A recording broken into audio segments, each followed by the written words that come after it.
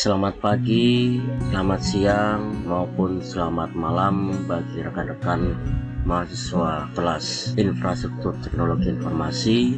Kali ini saya akan melanjutkan terkait dengan pengenalan infrastruktur teknologi. Saya akan mengupas tentang komponen-komponen instruktur teknologi informasi.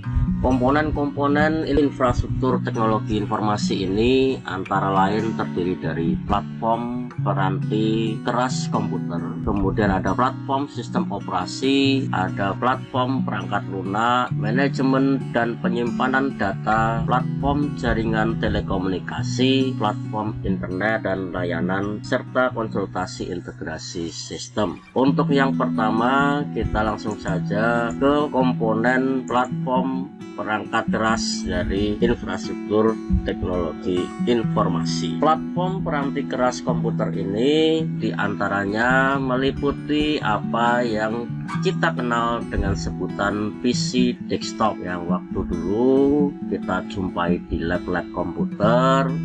Itu kurang lebih bentuknya masih seperti ini di tahun 2000-an. Kemudian di tahun 2012 ke atas ada mungkin Anda pernah jumpai komputer-komputer PC desktop dalam bentuk seperti yang saya tunjukkan ini.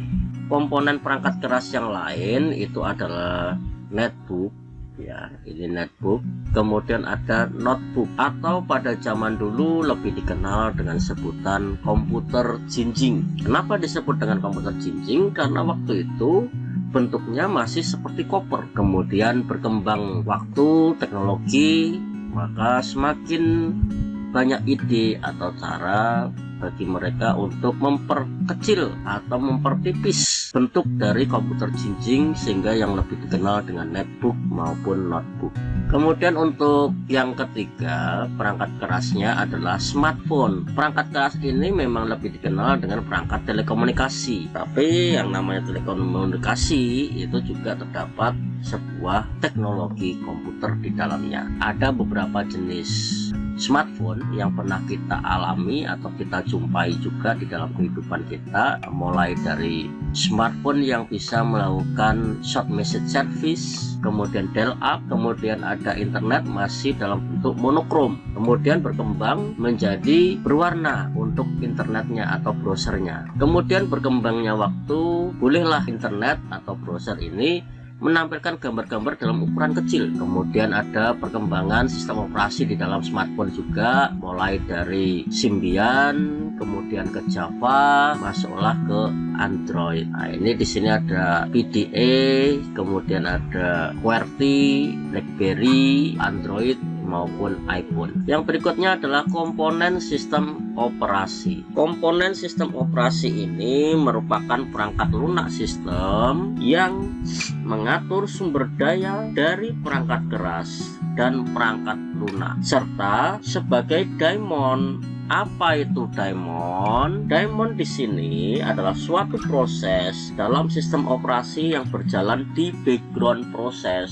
Untuk program komputer, tanpa sistem operasi, pengguna tidak dapat menjalankan program aplikasi apapun. Nah, produsen-produsen atau jenis-jenis dari sistem operasi antara lain ada Linux, Red Hat, kemudian ada CentOS, kemudian ada Microsoft Windows. Nah, di sini ada banyak sekali Microsoft Windows, mulai dari XP, 7, ada Vista, ya, ada Windows 8, kemudian ada Unix IBM, Unix HP, Unix Sans, Android smartphone, dan iOS untuk iPhone. Selanjutnya kita ke komponen ketiga, yaitu terkait dengan peranti lunak komputer. Melalui perangkat lunak data dikumpulkan, diolah, dan disajikan untuk mendukung aktivitas bisnis organisasi. Perusahaan yang menerapkan perangkat lunak ini harus terlebih dahulu memilih fungsi sistem yang ingin mereka gunakan, kemudian memetakan proses bisnis ke proses bisnis yang telah ditetapkan dalam dalam perangkat lunak. Beberapa penyedia perangkat lunak untuk aplikasi enterprise antara lain di sini ada beberapa yang sudah saya tampilkan. Ada SAP, ada Oracle, ada Microsoft SQL Server. Ini yang baru. Odoo di sini dalam satu aplikasi tersebut terdapat manufacturing, purchasing, customer web portal, CRM and sales, distribution, time project, dashboard, dan finance. Sehingga di dalam satu aplikasi tersebut sebuah perusahaan dapat menjalankan bisnisnya dengan baik. Yang keempat adalah komponen manajemen dan penyimpanan data. Bertanggung jawab dalam mengelola dan mengatur data organisasi sehingga data tersebut dapat digunakan dan diakses dengan mudah.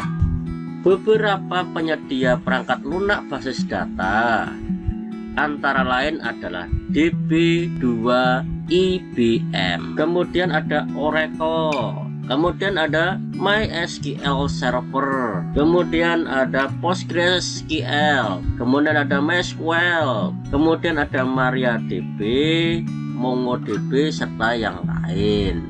Ini ada ilustrasi ya, ilustrasi seorang pengguna, di mana pengguna ini mau menjalankan SAP.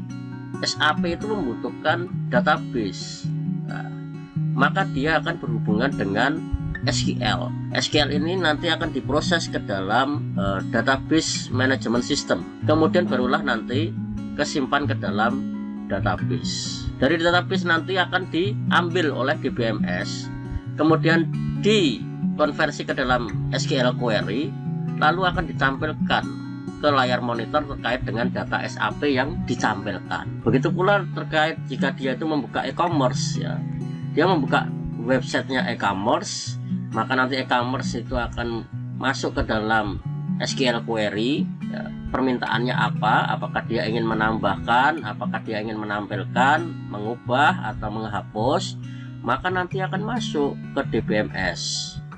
Dari DBMS nanti akan dieksekusi ke dalam sebuah database. Database mengirimkan kembali ke DBMS dalam bentuk SQL query, kemudian ditampilkan ke dalam layar e-commerce yang diakses oleh pengguna. Komponen yang kelima adalah komponen platform jaringan atau telekomunikasi. Platform jaringan komputer, jaringan komunikasi data dan telekomunikasi disediakan oleh perusahaan jasa komunikasi data dan telekomunikasi yang menawarkan konektivitas suara dan data, jaringan area yang luas, layanan nirkabel, dan akses internet. Kita lanjutkan ke bagian komponen platform internet. Komponen platform internet harus berhubungan dengan infrastruktur jaringan perusahaan secara menyeluruh dan juga perangkat keras maupun perangkat lunak. Tersedia perangkat keras dan perangkat lunak serta layanan untuk mendukung website milik perusahaan termasuk web hosting, router, kabel atau peralatan wireless. Nah, kebetulan di sini yang saya tampilkan hanya perangkat jaringannya saja. Seharusnya ada tampilan dari web hosting. Web hosting itu banyak sekali. Yang paling utama itu adalah web hostingnya. Kalau masalah nama domain itu simple, nanti tinggal diambil aja, dikoneksikan dengan web hosting. Kemudian router itu yang ini. Router ini digunakan untuk memanajemen jaringan internet. Kemudian ada kabel UTP, ini kabel UTP-nya, yang mana nanti dia akan dihubungkan dengan konektor RJ45. Kemudian ada wireless, ya, wireless card. Kemudian bisa dalam bentuk modem. Nah, ini digunakan untuk pemberian sinyal tanpa kabel. Nah, yang terakhir di dalam komponen platform yaitu adalah layanan dan konsultasi integrasi sistem. Saat ini banyak perusahaan yang tidak memiliki staf, kemampuan, atau pengalaman yang diperlukan untuk menerapkan dan memelihara keseluruhan infrastruktur teknologi informasi. Perusahaan konsultasi dapat menyediakan layanan keahlian untuk mengelola infrastruktur teknologi informasi perusahaan tersebut, sehingga perusahaan dapat berfokus pada bisnis utamanya. Integrasi perangkat lunak memastikan infrastruktur baru dapat bekerja dengan sistem yang lama. Mengganti sistem ini umumnya tidak diperlukan karena sistem yang lebih tua dapat berintegrasi ke dalam infrastruktur yang baru. Jadi kebanyakan perusahaan itu tidak memiliki SDM yang mampu, ahli, dan pengalaman terkait dengan infrastruktur teknologi informasi. Mereka mengandalkan sebuah perusahaan konsultasi yang menyediakan jasa keahlian di bidang infrastruktur teknologi informasi, sehingga mereka dapat berfokus pada bisnisnya. Nah, ini terkait dengan 7 platform komponen infrastruktur teknologi informasi. Berikutnya kita akan membahas terkait dengan definisi infrastruktur teknologi informasi yang adaptif. Infrastruktur teknologi informasi adaptif merupakan sesuatu yang disusun menggunakan pola tertentu untuk mendukung penerapan informasi dan bersifat mudah menyesuaikan diri dengan keadaan. Kebutuhan infrastruktur teknologi informasi adaptif ini adalah bagaimana infrastruktur dapat mengikuti setiap perubahan di dalam lingkungan bisnisnya. Nah, berikut ada 3 area yang melibatkan keseimbangan dari infrastruktur teknologi informasi yang adaptif. Yang pertama yaitu adalah sumber daya manusia, di mana sumber daya manusia ini meliputi peranan, keterampilan, dan struktur organisasi yang melibatkan proses daur hidup infrastruktur. Pemanfaatan teknologi informasi menuntut perubahan profil kompetensi dari sumber daya manusia yang dimiliki organisasi. Kompetensi terhadap penggunaan maupun beradaptasi dengan perubahan-perubahan proses yang terjadi akibat penggunaan teknologi. Penerapan teknologi diharapkan dapat memberikan peningkatan terhadap kualitas individu, lingkungan kerja bagi sumber daya manusia berupa kemudahan kerja dan peningkatan produktivitas kerja. Jadi intinya, kesimpulan dari sumber daya di sini adalah mereka harus mengupgrade kemampuannya seiring dengan perkembangan teknologi yang ada. Dengan tujuan apa? Yaitu nanti akan menghasilkan sebuah kualitas sumber daya manusia serta kemudahan kerja dan peningkatan produktivitas kerjanya. Teknologi terdiri dari perangkat keras, perangkat lunak, dan layanan yang merupakan bagian dari infrastruktur. Teknologi yang digunakan sebaiknya memenuhi standar yang ditetapkan, andal, aman, memiliki fleksibilitas untuk dikembangkan, serta cost efektif. Jadi pengeluarannya itu efektif, tidak asal mengeluarkan biaya. Jadi biayanya itu bisa dihemat. Meskipun teknologi itu terdiri dari perangkat keras, perangkat lunak, dan infrastruktur lainnya. Semestinya yang dimaksud dengan cost efektif di sini itu ya dengan adanya teknologi tersebut itu bisa menghemat biaya-biaya pengeluaran yang lain, yang tadinya mungkin kita menggunakan biaya paper, kertas, sekarang udah jadi paperless. Yang tadinya mungkin pertemuan harus datang ke tempat dengan biaya transport, biaya penginapan, akomodasi, intinya ya sekarang udah nggak perlu, bisa pakai Zoom meeting dan lain sebagainya. Nah, terakhir dari IT adaptif yaitu terdiri dari standar dan informasi yang mendefinisikan daur hidup dari infrastruktur.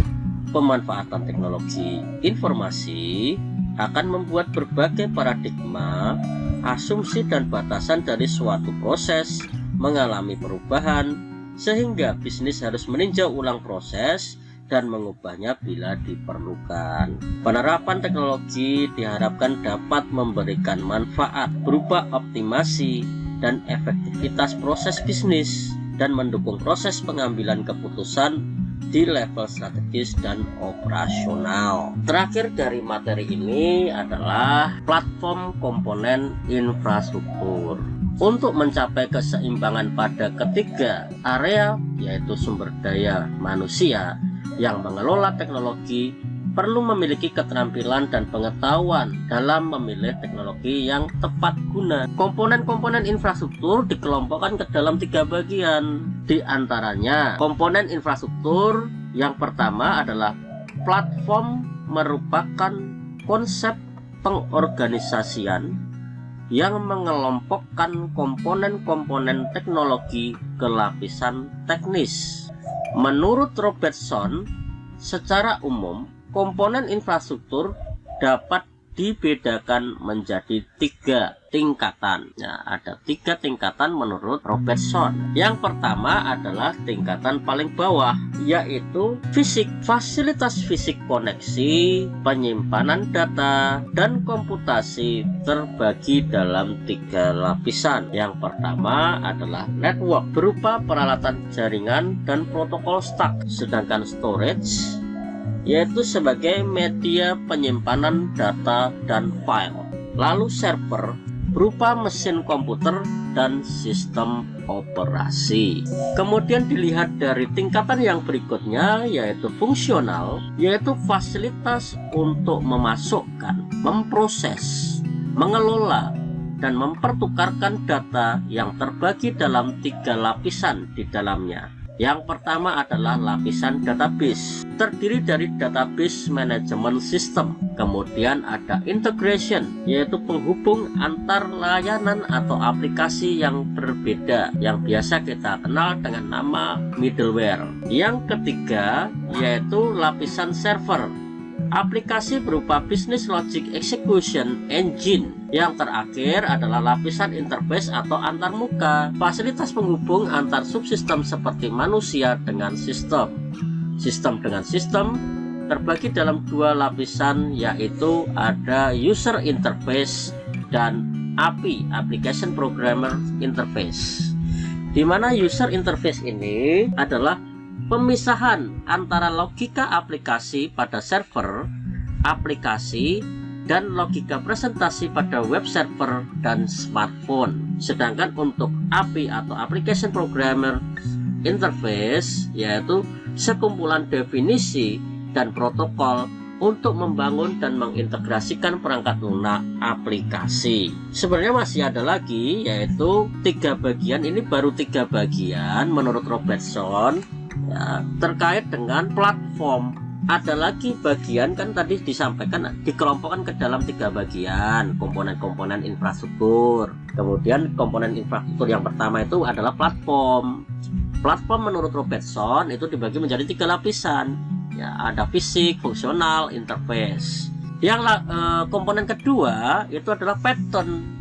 Apa itu pattern? Pattern adalah memfasilitasi pola sistem aplikasi ke perencanaan infrastruktur berdasarkan platform yang digunakan. Penggunaan pola hubungan antar komponen sebagai acuan dalam merancang infrastruktur aplikasi. Pola arsitektur sistem aplikasi ini adalah kristalisasi dari pengetahuan, keahlian, pengalaman dalam mengembangkan arsitektur aplikasi dengan memanfaatkan ulang keahlian. Terdapat 3 pola dasar berdasarkan penggunaannya.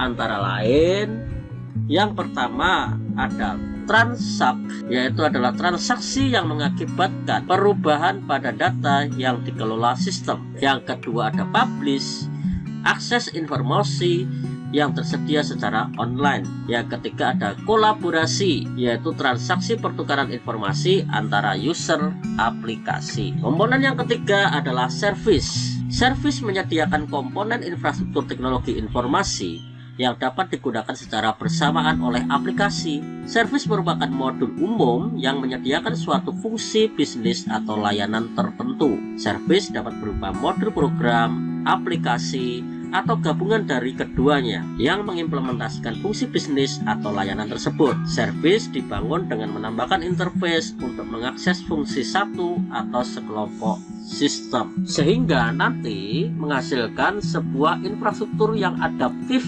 dengan memiliki karakteristik seperti yang disampaikan oleh Robertson dan Schreiber. Apa karakteristik infrastruktur yang adaptif itu? Yang pertama adalah efisien. Efisien di sini artinya memiliki kemampuan untuk menyediakan komponen-komponen yang dapat dimanfaatkan bersama oleh berbagai sistem aplikasi. Yang kedua, efektif, memiliki kemudahan dalam mengintegrasikan dan memadukan seluruh komponen infrastruktur yang ada. Yang ketiga, fleksibel, memiliki kemudahan dalam melakukan perubahan komponen infrastruktur teknologi informasi dalam upaya penggantian, peningkatan, atau perombakan. Masih ada nanti tolak ukur infrastruktur yang adaptif, metode yang digunakan, pengembangan teknologi informasi, dan tren platform perangkat keras dan teknologi baru. Nah, ini akan kita bahas di pertemuan ketiga. Terima kasih, semoga bermanfaat. Mohon maaf bila mana ada salah kata saya. Akhirul kalam, wassalamualaikum warahmatullahi wabarakatuh.